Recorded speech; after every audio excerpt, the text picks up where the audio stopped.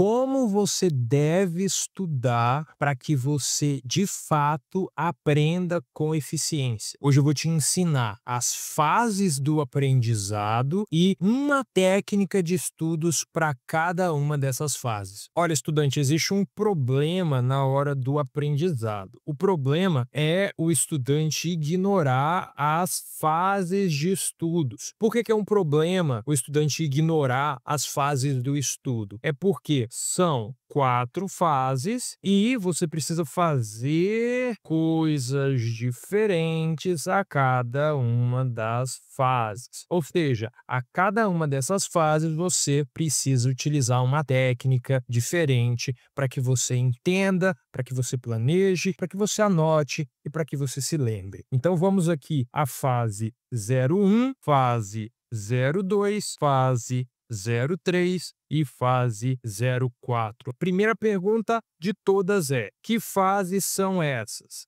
Na fase número 1, o que a gente está preocupado? A gente está preocupado em planejamento. Não existe aprendizado sem planejamento. Na segunda fase, a gente está preocupado em aquisição. Adriano, o que é aquisição? Aquisição é quando você recebe as novas informações. Você está recebendo, você está vendo a aula, lendo o livro, lendo a apostila. A fase 3, o que é essa fase 3? Você está consolidando. Adriano, o que é consolidação? Então, imagina o seguinte, imagina que você enche um balde de água de terra ou enche um balde de água de areia, alguma coisa assim, e você sacode. Vai ter um momento onde esses granulados vão ficar ali sobre o líquido, mas vai ter um momento que eles vão consolidar, eles vão ficar ali na base, eles vão descer e vão ficar ali na base. Consolidação é quando você recebe um monte de informação na sua cabeça através da aquisição e aí você consolida, você solidifica essa informação na sua memória de longa duração. E depois a gente tem a evocação, que é a fase 4. Adriana, a fase 4 é importante? É bastante importante porque você consolidou, colocou a informação para dentro. E quando você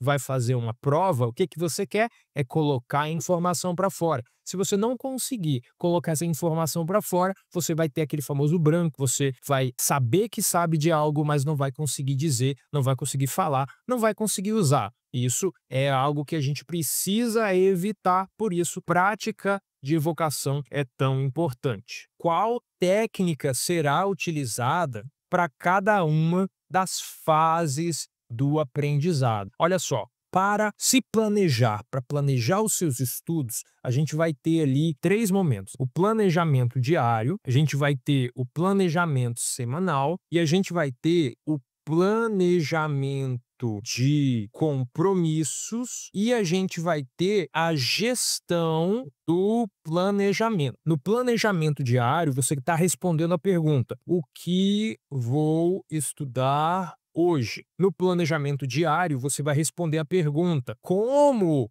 eu vou estudar? No planejamento semanal, por exemplo, você tem assim, ó, atingir as metas de estudos. No planejamento semanal, você vai responder outras perguntas com relação a essas metas. Por exemplo, quais são as metas da próxima semana?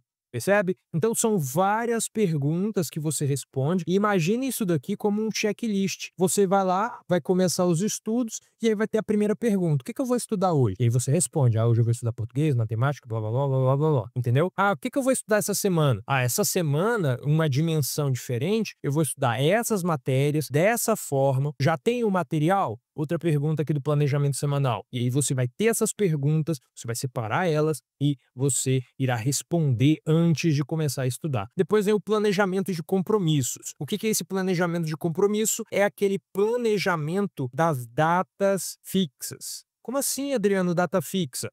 Se você está na faculdade, você vai ter, por exemplo, datas de provas, você vai ter datas de entrega de trabalho, você vai ter datas de reuniões, de palestras e várias outras datas fixas. E quando você tem um planejamento de compromissos, isso vai possibilitar uma gestão geral do seu tempo, que vai te possibilitar ser muito mais produtivo. Você será hiperprodutivo se você tiver isso daqui já preparado, ok? E a gestão do planejamento é basicamente você olhar as listas anteriores, esses 3 planejamentos anteriores, e ver se está tudo organizado. Basicamente isso, tem muito mais coisas sobre planejamento, mas aqui você já tem um resumão, e você pode pegar aí e começar a utilizar. A aquisição.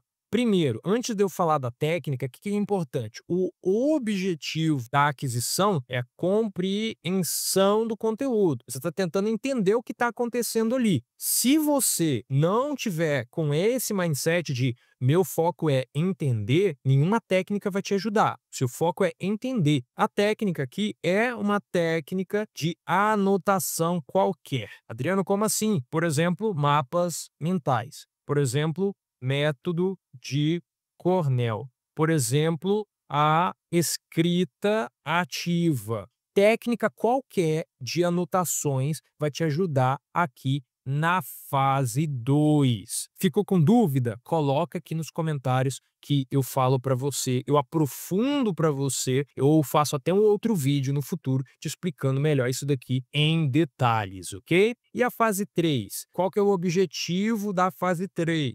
O objetivo da fase 3 é que você memorize as informações estudadas. E como é que eu vou fazer isso? Eu vou utilizar algumas técnicas. Então, por exemplo, eu vou resolver questões complicadas, não questões de fixação, questões mais difíceis, mais elaboradas.